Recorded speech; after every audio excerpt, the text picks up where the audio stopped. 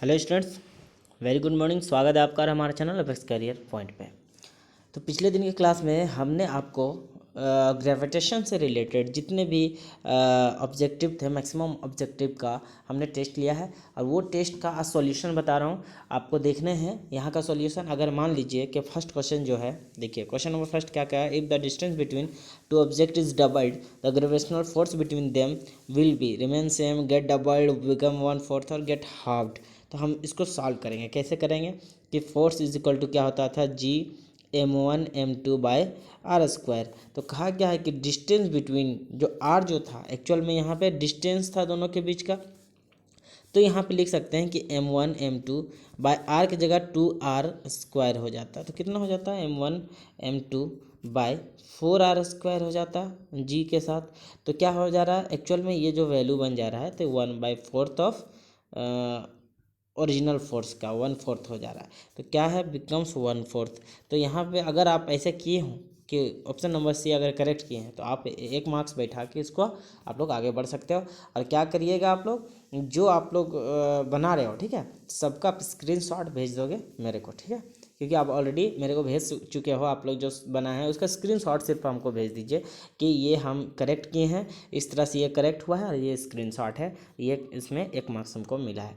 इस तरह करके आप मेरे को भेज दीजिए। और जितना भी टोटल होता है आपको, मान लेते हैं यहाँ पे क्वेश्चन कितने थे, 35 थे, ठीक, 35 मार्क्स के आपके आ रहे हैं कितने, 30। तो आप लोग लिख सकते हैं, क्या लिख सकते हैं कि 30/35 लिखिए और उसको इस तरह से करिए और मेरे ग्रुप में भेज दीजिए। मेरे पर्सनल नंबर पे भी भेज सकते हैं आप, ठीक है। तो हम यहाँ सॉल्व करते जा रहे हैं, आप उसको मिलाते चले जाइए। तो फर्स्ट में है आपका कि हो जाएगा ये 1/4 हो जाएगा। सेकेंड क्वेश्चन जो कहा है, क्वेश्चन नंबर 2 क्या कहा है कि stone is drop from a cliff, बोलता है speed after it has fallen 10 metre as. अगर 100 मीटर आता है, मतलब ये फाइनल वेलोसिटी आपका 100 मीटर हो जा रहा है, नहीं यहाँ पे डिस्टेंस हो जा रहा है आपका, डिस्टेंस हो जा रहा है आपका 100 मीटर। तो कहा क्या है कि कितना स्पीड होना चाहिए, ठीक ना। तो इनिशियल वेलोसिटी हम लोग 0 मानते हैं, तो v² minus u² is equal to twice A S होता है। अब ए की जगह हम लोग जी एस पुट करेंगे, क्योंकि ये नीचे की तरफ आ रहा है और एक्सेलरेशन ड्यू टू ग्रेविटी है, ठीक है। तो v² हम सिर्फ रहने देते हैं इसको, माइनस u² की जगह 0 पुट करते हैं, 2 इंटू यहाँ पर जो है आपका एक्सेलरेशन ड्यू टू ग्रेविटी 9.8 हो जाता है, इंटू एस की जगह 100 पुट कर देते हैं। तो इसके लिए हम लोग नीचे 10 लिख देते हैं, यहाँ पे 980 लिख सकते हैं।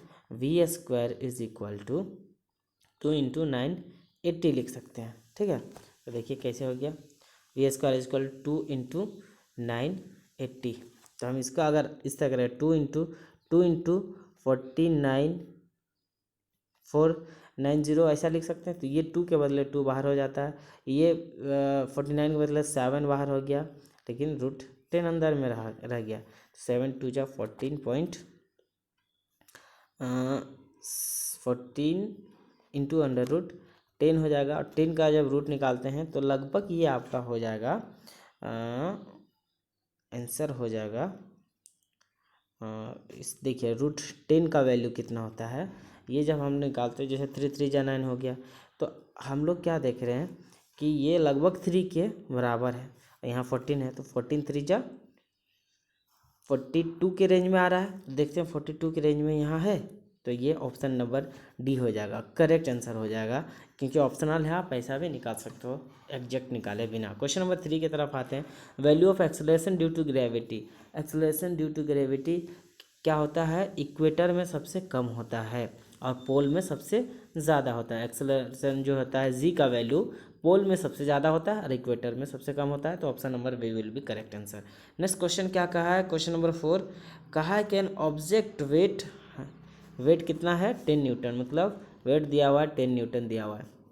When immerse fully in water weight only 8 Newton the weight of the liquid displaced by the object will be. अगर क्या है इसका एक्चुअल वेट कितना 100 मतलब 10 है, लेकिन जब इसको क्या किया जाता है, इसको इमर्ज किया जाता है फुल्ली जब किया जाता है, तो अब सिर्फ इसको 8 हो रहा है। तो ये जो पूछा क्या है कि कितना डिस्प्लेस किया है, तो पहले वाले पे इसको घटा देते हैं तो 2 न्यूटन हो जाएगा आपका करेक्ट आंसर। तो देखिए option number C will be correct answer. फिर आते हैं variation of acceleration due to gravity with G with R from the centre of the earth will be. तो क्वेश्चन नंबर 5 जो है इसका क्या होता है, एक्चुअल में 1/r² होता है। ये तो फॉर्मूला हम लोग जानते ही हैं। तो यहाँ पे हो जाएगा option number D will be correct answer. ठीक है, यहाँ पे option number D will be correct answer. Next question number 6 क्या कहा था, which of the following is an application of earth gravitation. क्या it hold atmosphere around the globe our globe, तो ये तो करेक्ट है। It hold us formally on the earth surface on the, ये भी सही है। It responsible for the motion of moon, ये भी सही है। It's responsible for the sea tides due to the moon, सब सही है। तो यहाँ ऑप्शन नंबर सी हो जाएगा आपका correct answer, all of this. Next question क्या कहा है, क्वेश्चन नंबर 7 क्या कहा है कि the least count of the spring balance on in the diagram. यहाँ पे जो डायग्राम दिख रहा है हम लोग को, इसका लीस्ट काउंट क्या होगा, इसके बारे में पूछा गया है। तो लीस्ट काउंट क्या होता है, जो मैक्सिमम हम लोग यहाँ देखते क्या है, यहाँ पे तो उतना क्लियर नहीं किया है, लेकिन देखिए लीस्ट काउंट यहाँ पे हो जाएगा आपका ये एक्चुअल में 2 ग्राम हो जाएगा लिस्ट काउंट। ठीक है, इस तरह निकालने का क्या तरीका है इसमें, ये जो 20 देख रहे हैं आप लोग, ठीक है, तो इसमें से जो मैक्सिमम है, तो मान लीजिए 20 - 10। यहाँ पे लिस्ट काउंट यहाँ तो पूरा अच्छी तरह से नहीं दिखाया गया, ताकि आप लोग को अच्छा, फिलहाल आप लोग सिर्फ ऑप्शन नंबर बी करके आगे बढ़िए, इसके बारे में हम अच्छा से आपको ये दे देंगे, ठीक ना, कंसेप्ट दे देंगे। आते हैं नेक्स्ट क्या कहा है चैप्टर 10 का, मतलब नेक्स्ट 7 जो है उसमें क्या कहा कि विच of the following is application of earth gravitation. तो ये जो है ना, अभी तो हम लोग पढ़े हैं कि option number C will be correct answer, वही चीज़ है। Next, formula for finding the volume of the sphere. Sphere का फार्मूला 4/3πr³ होता है। तो ऐसा है क्या, तो फर्स्ट में ही है कि 4/3πr³ हो जाएगा। तो option number A will be correct answer. Question number 3 क्या कहा कि density of the salty solution of water as compare to the density of the pure water is always. Salty solution का तो हमेशा क्या होगा आपका ज़्यादा होगा, मतलब यहाँ पे हो जाएगा ज़्यादा, मतलब मोर, मतलब option number D will be correct answer. Next question क्या कहा कि if G E is the value of universal gravitational constant at the earth and gm is the value of the universal gravitation constant on the moon। तो बोलता क्या है कि जी ई और G M, ये मून के लिए है, ये अर्थ के लिए। तो जी ई और जी एम मतलब ये ग्रेविटेशनल कांस्टेंट है अर्थ पे और ये मून पे। तो हम लोग तो क्या ग्रेविटेशन कांस्टेंट क्या यूनिवर्सल पढ़े हैं, तो यूनिवर्सल हर जगह ये बराबर होगा, मून हो या कुछ भी हो। तो ये आपका हो जाएगा option number D will be correct answer. Next क्या कहा है, question number 5, drop an iron nail and sheet of the paper from the roof of your house, which of the two will reach the ground first. इनमें से कौन सा है जो ground पे पहले आएंगे, इस तरह से एक पेपर है। तो देखिए यहाँ पे एक्चुअल में तो दोनों पहले ही दोनों एक ही साथ आते हैं, लेकिन एक्चुअल में होता क्या है कि इसके बीच में जो एयर होता है, ये इसको क्या करता है, फ्रिक्शन डालता है। तो ये क्या होता है, फ्रिक्शन के चलते ये ऊपर रह जाता है और नील तुरंत नीचे चला आता है। मतलब यहाँ पे जो हो जाएगा कि कौन आएगा, तो एन आयरन नील हो जाएगा। Option number A will be correct answer question number 5 का। क्वेश्चन नंबर 6 क्या है, while determining the density of the material of the metallic sphere using the spring balance the measuring cylinder a strain noted the following reading. यहाँ पे एक reading दिया हुआ है, ठीक है। अब रीडिंग दिया हुआ है कि मास इतना दिया हुआ है, फर्स्ट में क्या इसका, दूसरे में reading of the water level in the cylinder without a sphere is 54 ml और reading the water level in the cylinder with sphere 63 है। तो on the basis of these observation density of the material of the sphere is equal to. तो ये जो है question number आपका 6 जो है, ठीक है, तो ये आपका हो जाएगा, जब इसको सॉल्व करिएगा तो ये हो जाएगा option number A will be correct answer. क्योंकि हम सॉल्व करेंगे तो अभी बहुत ज़्यादा टाइम लग जाएगा, हम आपको फिर बता देंगे आराम से। बोला क्वेश्चन नंबर 7 कि if we want to determine the volume of the solid by immerging it in water the solid should be. अब सॉलिड कैसा होना चाहिए, तो क्या होना चाहिए, इसका ऑप्शन नंबर जो है वाटर इनसॉल्युबल, ऑप्शन नंबर यही हो जाएगा, heavier than water and insoluble in it. ठीक है, तो मतलब हैवियर होना चाहिए वाटर से और इनसॉल्युबल भी होना, इसमें सॉल्युबल नहीं हो जाना चाहिए। जो नेक्स्ट 7 क्वेश्चन है इसमें क्या है कि मैच कराने बोला है कि ए को बी से, तो कॉलम ए में क्या वैल्यू ऑफ जी तो हमेशा कांस्टेंट होता है, तो कहीं है क्या ऑलवेज कांस्टेंट, आपका सी देख लीजिए। तो फर्स्ट में सी आपका यहाँ पे मिल गया है। खैर, object floats over the water, कब, तो density is less than water, अगर मतलब इसका बी हो जाएगा तो सही है, फर्स्ट का सी फिर बी है। तो ऐसा यूनिट ऑफ प्रेशर, तो प्रेशर का तो हमेशा क्या होता है, पास्कल होता है, तो ये डी है, सही है। ऐसा यूनिट ऑफ वेट, तो ये न्यूटन में होता है, तो ये न्यूटन में 4 का है, मतलब option number C will be correct answer.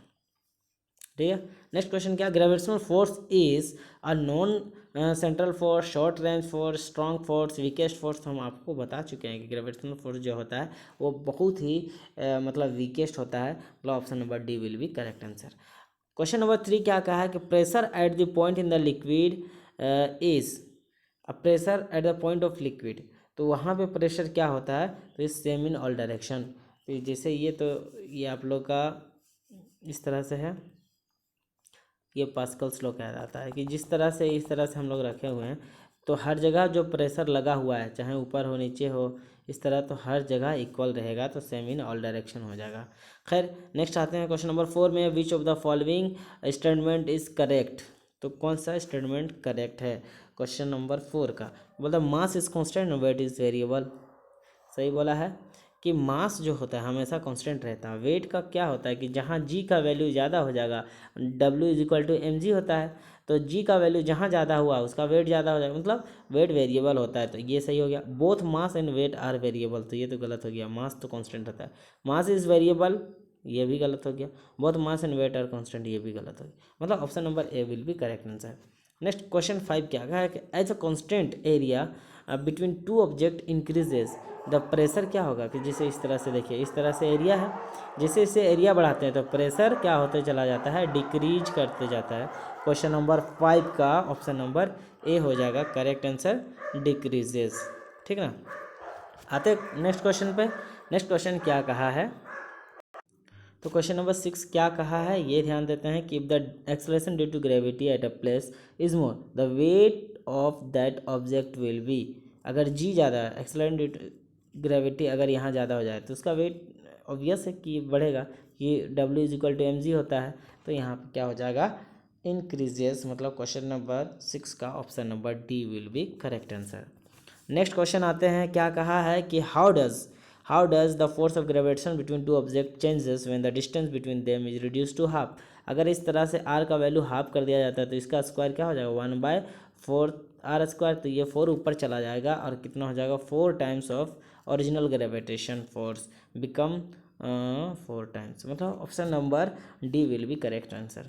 ये तो आपको लोग को क्लियर करवा चुके हैं, बार बार इसको हम नहीं चाहते हैं कि यहाँ स्क्रीन पे बताएं। नेक्स्ट क्वेश्चन क्या कहा है, जो नेक्स्ट 7 है वो क्या कहा है ये ध्यान देते हैं कि बोलता है what is the ratio of the force of gravitation between to masses m1 m2 kept at a distance r from the earth and the moon. ठीक ना, अर्थ और मून के बीच का जो है वो ग्रेविटेशनल फोर्स जो होता है, तो m1 m2 और r के बीच में रखा हुआ है, तो उसका अर्थ और मून में क्या हो जाएगा, तो दोनों का सिंपल लगभग होगा 1:1 हो जाएगा। अच्छा, यहाँ पे ग्रेविटेशनल फोर्स का बात कर रहा है, ठीक है ना, तो यहाँ पे जैसे फोर्स जब निकालते हैं तो अच्छा वेट का बात होता है, तो यहाँ पे वेट में 1/6 होता है, इसलिए ज़्यादा कंफ्यूज नहीं होना है, यहाँ 1:1 हो जाएगा। नेक्स्ट क्वेश्चन क्या है, what is the force of gravitation between the 2 points masses of 1 kilogram and 2 gram kept in 1 metre apart. तो इसका क्या है फोर्स ऑफ ग्रेविटेशन, तो सिंपली निकालेंगे इस तरह, F is equal to G m1 m2 by R square, m1 m2 दिया हुआ है, आर स्क्वायर भी दिया हुआ है, जी का वैल्यू हमको पता ही है, हम पुट कर देंगे और इसका आंसर निकालेंगे, तो इसका ऑप्शन नंबर डी आता है कि 13.34.10 टू द पावर मतलब into 10 to the power -11 newton आता है। तो ये आप लोग फाइंड आउट कर लीजिएगा। जो आप लोग 2 का क्वेश्चन नंबर मतलब क्वेश्चन नंबर 2 का ऑप्शन डी डाले हैं वो करेक्ट है। क्वेश्चन नंबर 3 क्या कहा है, मैच कराने बोला है किसके किसके बीच में, क्या मास इज मेजर्ड बाय, ठीक ना। तो ये मास हम लोग क्या चीज़ से मेजर कर, weight is measured by, purity of milk is measured by, density of liquid is measured by, ठीक है। देखिए यहाँ से हम लोग देखते हैं, डेंसिटी हाइड्रोमीटर से, प्योरिटी लैक्टोमीटर से, और जो वेट इज़ मेजर्ड बाय, तो ये आपका स्प्रिंग बैलेंस से होता है। तो आप लोग देखिए क्वेश्चन नंबर 3 जो है इसका ऑप्शन नंबर देखिए 1 का डी है।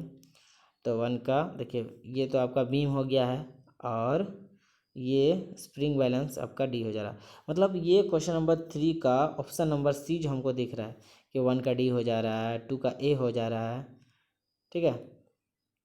Weight is measured by hydrometer,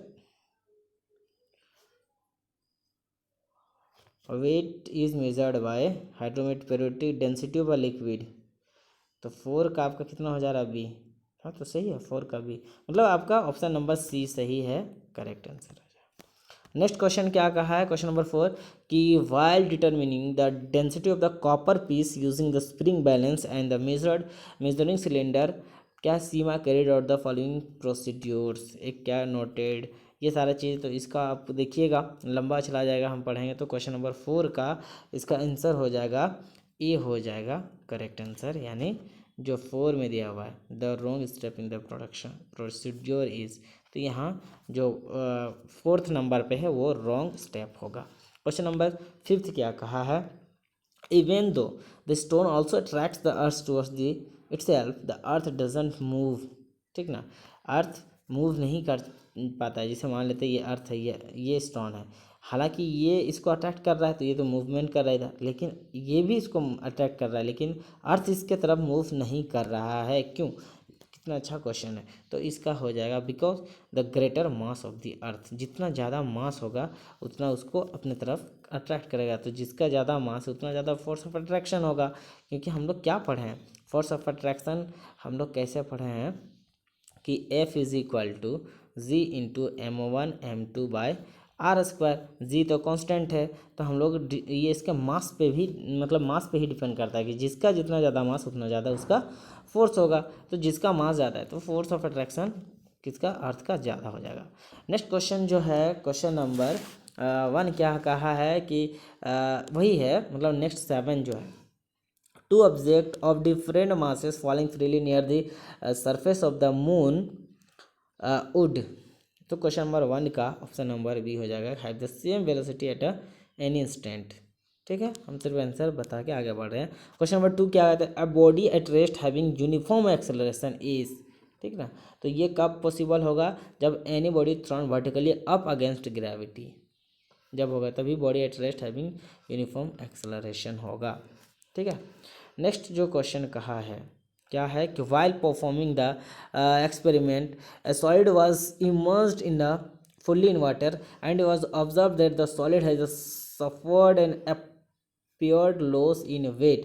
This appeared loss in weight of the solid must be equal to the, बहुत अच्छा क्वेश्चन है। तो क्वेश्चन नंबर 3 का हो जाएगा weight of the water displaced by the solid.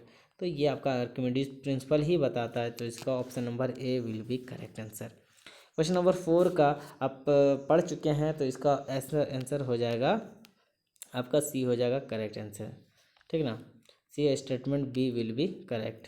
Question number 5 कहा है, तो इसका आंसर हो जाएगा स्टेटमेंट ए। पढ़ना है आप लोग को एक बार, क्योंकि अब टाइम भी बहुत ज़्यादा हो जा रहा है, हम सिर्फ आंसर बता के आगे बढ़ें ताकि आप लोग उसको खुद से मार्किंग करके आप मेरे को भेज सकते हैं। तो क्वेश्चन नंबर 6 का जो आंसर हो जाएगा 2 masses same calculated distance F, ये तो सारा चीज़ अभी बता चुके हैं। तो ये कौन सा रेशियो से 1:1 से होगा। Calculate the mass of the earth given the radius of the earth is this, earth का रेडियस दिया हुआ है तो मास पूछा है, तो इसको भी कैलकुलेट कर लीजिएगा। तो क्वेश्चन नंबर 7 का ऑप्शन नंबर सी हो जाएगा आपका 6 × 10⁻24 kg हो जाएगा किसका, तो यहाँ पे मास ऑफ द अर्थ, ठीक है। रेडियस दिया हुआ है, मास निकालना। तो इस तरह से आपको जितने भी क्वेश्चन थे सबके आंसर मिल चुके हैं, आप लोग खुद से इसको मार्किंग करिए और भेजिए मेरे को, ठीक है।